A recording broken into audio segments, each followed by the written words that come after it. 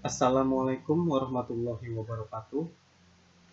Perkenalkan, nama saya Mahmudin, NPM 17710098. Di sini saya akan mempresentasikan hasil resumen yang saya buat tentang materi strategi bisnis dalam menghadapi persaingan dalam mata kuliah keterampilan interpersonal.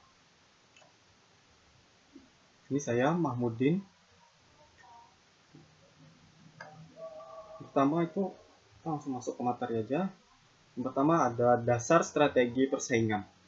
Keunggulan bersaing akan dimiliki oleh suatu usaha atau bisnis bila berhasil menghasilkan produk, barang, atau jasa yang mempunyai nilai lebih kepada pelanggannya secara lebih baik daripada yang dilakukan oleh para pesaingnya.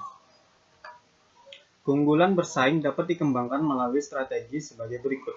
Yang pertama, strategi kepemimpinan dalam biaya, menjadi produsen produk barang atau jasa dengan biaya yang lebih rendah, sehingga dapat menurunkan harga jual produknya. Pesaing dengan biaya yang lebih tinggi tidak bisa bersaing dalam hal harga dengan perusahaan yang lebih unggul dalam biaya. Kedua, strategi diferensial. Mengembangkan berbagai cara untuk melakukan diferensiasi produk, barang, atau jasa dari para pesaingnya.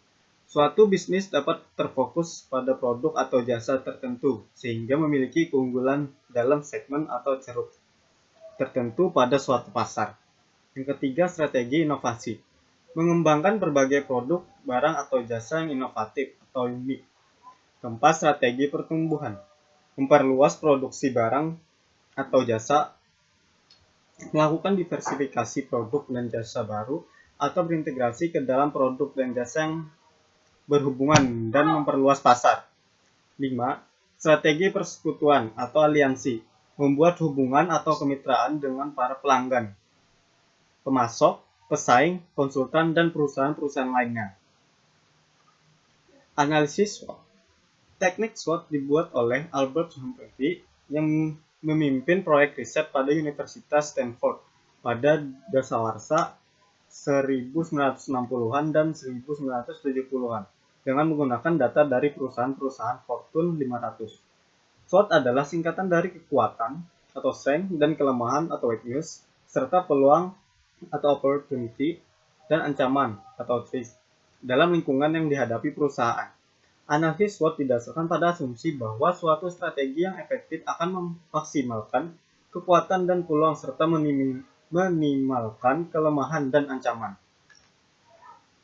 Lingkungan internal itu mencakup beberapa aspek. Yang pertama ada aspek sumber daya manusia, aspek produksi, aspek keuangan, dan yang terakhir aspek pemasaran.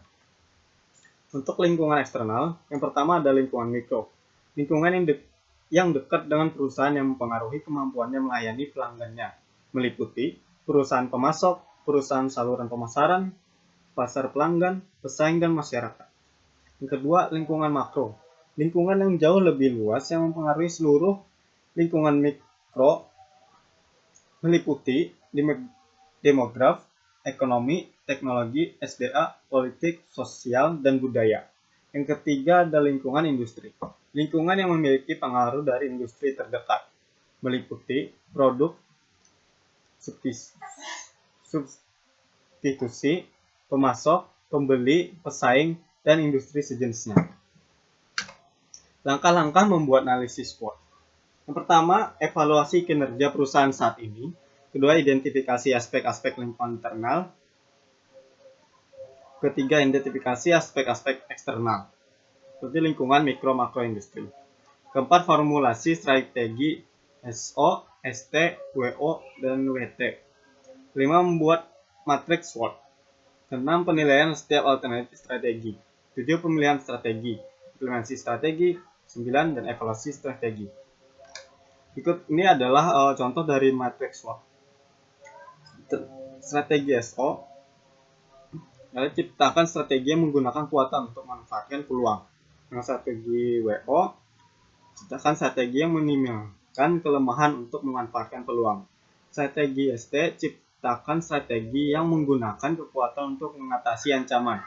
Strategi WT, ciptakan strategi yang meminimalkan kelemahan dan menghindari ancaman. Sekian, Resume dari materi pada minggu ini. Wassalamualaikum warahmatullahi wabarakatuh.